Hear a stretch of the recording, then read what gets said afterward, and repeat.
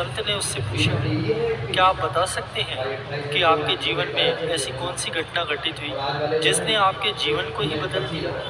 तब उस अंग्रेज ने बताया कि मैं एक इंजीनियर था। मुझे इंग्लैंड से बिहार में एक बांध बनाने के लिए भेजा गया था और उस बांध को बनाने की पूरी जिम्मेदारी मेरे ऊपर थी। मैंने यहाँ पर आकर बांध को बनाने का काम शुरू कर दिया। धीरे धीरे बांध बनने लगा। बांध अभी कमजोर था कि एक दिन बहुत जोर से मूसलाधार बारिश होने लगी। वह बरसात इतनी तेज थी कि उसे देखकर मैं डर गया। मुझे लगने लगा कि कहीं बांध बारिश के पानी के वेग से टूट न जाए। अगर ये बांध टूट गया तो मेरे साथ साथ इंग्लैंड सरकार का भी नाम खराब हो जाएगा और हमारे देश के नाम पर धब्बा लग जाएगा कि वहाँ के लोग काम ठीक से नहीं करते। बांध का निरीक्षण करने के लिए मैंने उसी बारिश में बांध पर जाने का फैसला लिया। इधर बारिश है कि रुकने का नाम ही नहीं ले रही और बांध में दरारें भी दिखाई देने लगी। दरारें देखकर मेरा तो मन बड़ा ही व्याकुल हो रहा था। मैं सोच रहा था, यदि ये बांध टूट जाएगा तो मैं भी इस बांध के साथ ही बह जाऊंगा और अपने प्राणों का विसर्जन कर दूंगा। यह सोचकर मैं उस बांध की तरफ बढ़ गया। रास्ते में मैंने कुछ मजदूरों को एक छोटे से छप्पर में बैठे हुए देखा। वे सभी मजदूर एक छोटी सी मूर्ति के पास बैठकर बड़ी ही मस्ती में भजन गा रहे थे। मैं भी उनके पास गया और उनसे पूछने लगा, आप लोग ये क्या कर रहे हैं? तब उन मजदूरों ने मुझे बताया कि ये हमारे भगवान श्री कृष्ण और राधा जी हैं।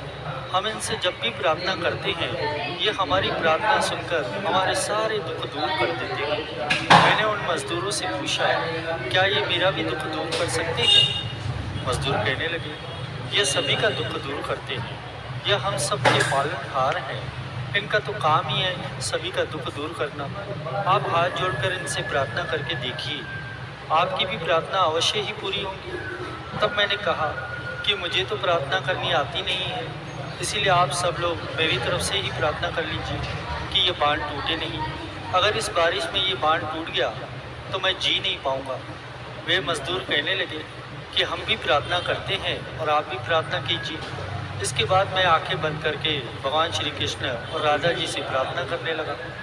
थोड़ी देर के बाद जब वह सत्संग पूरा हुआ तब उन मजदूरों ने मुझसे कहा कि आप बिल्कुल चिंता मत कीजिए, भगवान सब भला करेंगे। उन मजदूरों की बातें सुनकर मुझे कुछ तसल्ली हो गई, परंतु कुछ देर के बाद मैंने देखा कि शाम होने लगी थी और अब तो बारिश पहले से भी ज़्यादा तेज होने लगी। ऐसी भीषण बारिश को देखकर मेरा तो दिल ही बैठा जा रहा था। इस बार तो मैंने पक्का निश्चय ही कर लिया था कि अब यदि यह बांध टूटने ही वाला है तो मैं भी इस बांध के साथ ही बह जाऊंगा और इस बांध के साथ मेरा भी अंत हो जाएगा। यह सोचकर मैं उस घनघोर बारिश में उस बांध के ऊपर चढ़ गया और बांध के बीच में जाकर खड़ा हो गया।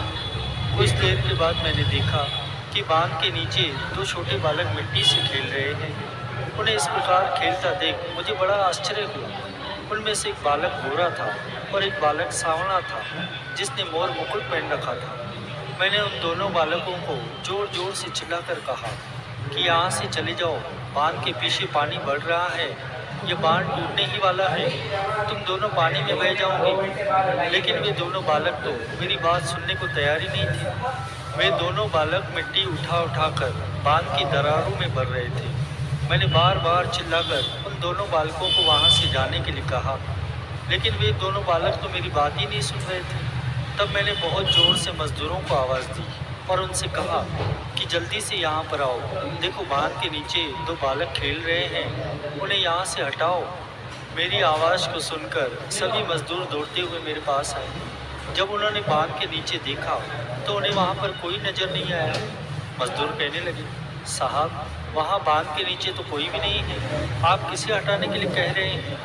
तब मैंने उनसे कहा कि क्या तुम्हें वहाँ नीचे दो बालक मिट्टी से खेलते हुए नहीं दिखाई दे रहे? मजदूर कहने लगे, नहीं साहब, हमें तो वहाँ कोई नहीं दिखाई दे रहा। मैंने उनसे कहा, ध्यान से देखो, वहाँ पर दो छोटे बालक हैं, एक गोरा है और एक सांवला है और उसने मोर मुकुट पहन रखा है। तब मजदूरों ने फिर से कहा, नहीं साहब, हमें तो वहाँ पर कोई बालक खेलते हुए नहीं दिखाई दे रहा। मैंने कहा, ऐसे कैसे हो सकता है? जब वह बालक मुझे दिखाई दे रहे हैं तो तुम सभी को क्यों नहीं दिखाई दे रहे? वे दोनों बालक मिट्टी उठा उठा कर बांध की दरारों में भर रहे हैं, ये सब तुमको क्यों नहीं दिखाई दे रहे? अब तो मजदूरों को समझते देर नहीं लगी। वे कहने लगे, साहब, लगता है भगवान ने आपकी प्रार्थना सुन ली है। वे दोनों बालक और कोई नहीं है, भगवान श्री कृष्ण और भाई बलराम जी हैं। यदि वे इस बांध की दरारों में मिट्टी भर रहे हैं तो निश्चिंत हो जाइए, अब इस बांध को कुछ नहीं होगा। भगवान श्री कृष्ण ने आपकी प्रार्थना सुन ली है, तभी तो आपको उनके दर्शन हो रहे हैं और वह हमें दिखाई नहीं दे रहे। वे आपकी प्रार्थना सुनकर आपकी रक्षा करने आए हैं। मुझे उन मजदूरों की बातों पर बिल्कुल भी विश्वास नहीं हो रहा था। कुछ देर के बाद जब मैंने देखा कि जहाँ पर वे दोनों बालक खेल रहे थे, वहाँ पर अचानक एक बहुत तेज प्रकाश हुआ और वे दोनों बालक गायब हो गए। यह चमत्कार देखकर मैं तो बेहोश ही हो गया। मेरे बेहोश होते ही वे सभी मजदूर मुझे उठाकर मुझे मेरे बंगले पर ले आए। जब मुझे होश आया तब तक सुबह हो चुकी थी। सुबह मुझे मालूम हुआ कि पूरी रात बहुत ही तेज मूसलाधार बारिश हो रही थी और ऐसी भीषण बारिश में भी वह अधपका बांध जस का तस खड़ा था, उसे कुछ भी नहीं हुआ था। ऐसी भीषण बारिश में उस अधपके बांध का टिके रहना असंभव था। यह भगवान की ही कृपा थी जिससे उस बांध को कुछ भी नहीं हुआ। इस घटना की प्रार्थना सुनी और मेरे बांध की रक्षा करने आए। इसके बाद तो मेरा सांसारिक जीवन से मोह ही बंद हो गया और मैंने सब कुछ छोड़कर भगवान श्री कृष्ण की भक्ति करने का निश्चय कर लिया। उसी दिन मैंने अपनी सरकारी नौकरी से इस्तीफा दिया और अपना सारा जीवन भगवान को समर्पित करने का निश्चय कर लिया। उस दिन के बाद मैं सब जगह भगवान श्री कृष्ण की खोज में रहता हूँ और मैं एक बार फिर से भगवान श्री कृष्ण की वही मनमोहक छवि देखना चाहता हूँ। इसीलिए मैं हर समय उन्हीं का ही भजन करता रहता हूँ। भगवान का भजन करके उनका नाम लेकर मुझे अपार शांति का अनुभव होता है। ऐसा बताते बताते उस अंग्रेज की आंखें एक बार फिर से सजल हो गई। प्रेमियों, यह घटना भारत की आज़ादी से पहले की एक सच्ची घटना है। इससे हमें ये पता चलता है कि यदि हम भगवान को सच्चे हृदय से पुकारें तो भगवान अपने भक्तों का मान रखने किसी न किसी रूप में अवश्य ही आते हैं। ऐसे ही मेड़ता के नरेश थे राव जयमल, जो कि भगवान श्री कृष्ण के अनन्य उपासक थे। उन्हें भक्ति के संस्कार अपनी बहन मीराबाई से प्राप्त हुए थे। मीराबाई राव जयमल के चाचा की लड़की थी। दोनों भाई बहन की आयु में अधिक अंतर नहीं था। उस समय राठौड़ों में मेड़ता सियासत सबसे बड़ी थी। राव जयमल मेड़ता के ही नरेश थे। वे प्रतिदिन 10 घड़ी यानी 4 घंटे तक एक आसन में बैठकर भगवान श्री कृष्ण की उपासना किया करते थे। यह उनका नित्य का नियम था। उनकी उपासना में कोई व्यवधान न पड़े, इसलिए उन्होंने अपने राज्य में यह आदेश जारी कर रखा था कि यदि इन 4 घंटों के दौरान कोई भी उनकी उपासना में बाधा पहुंचाएगा तो उसे मृत्यु दंड दिया जाएगा। अब नरेश जयमल का एक रिश्तेदार था, वह भी राजा था, जिसका नाम था नरेश मालदेव। वह राजा जयमल से शत्रुता रखता था। राजा मालदेव एक अत्यंत ही शक्तिशाली राजा था। वह मेड़ता पर अधिकार जमाना चाहता था। उसे अपनी जीत का पूरा विश्वास था। राजा मालदेव ये जानता था कि जयमल 4 घंटे तक भगवान श्री कृष्ण की भक्ति में लीन रहता था, इसलिए मेड़ता पर आक्रमण करने के लिए उसने उस समय को ही चुना जिस समय नरेश जयमल भगवान श्री कृष्ण की उपासना में लीन था। राजा मालदेव ने मेड़ता के किले को चारों तरफ से घेर लिया।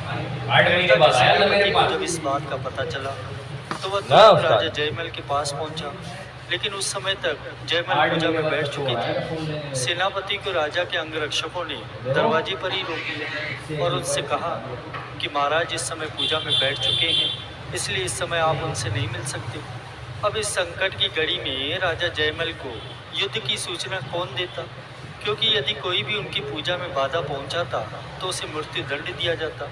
इसीलिए सेनापति ने राजा जयमल की माता जी से विनती की, जो कि राजमाता कहलाती हैं, और उनको राजा जयमल के पास आक्रमण की सूचना देने के लिए भेजा गया, क्योंकि माता तो परम आदरणीय होती हैं और किसी भी परिस्थिति में दंड के योग्य नहीं होती।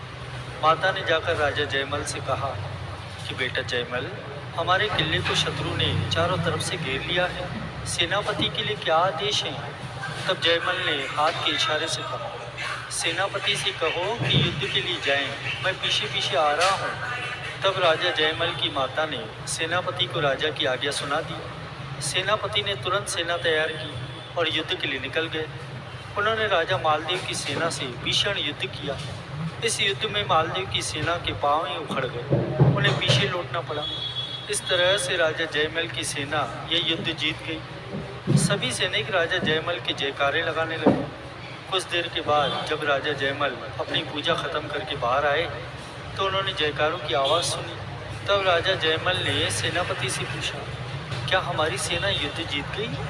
सेनापति कहने लगा, महाराज आप भी अच्छा मजाक करते हैं। आज आप ही के पराक्रम के कारण युद्ध में शत्रु सेना के शक्के छूट गए और हमने बड़ी आसानी से युद्ध जीत लिया। जयमल कहने लगे, सेनापति जी मैंने कोई युद्ध नहीं किया, मैं तो भीतर पूजा में लीन था। सेनापति कहने लगा, महाराज ऐसा कैसे हो सकता है?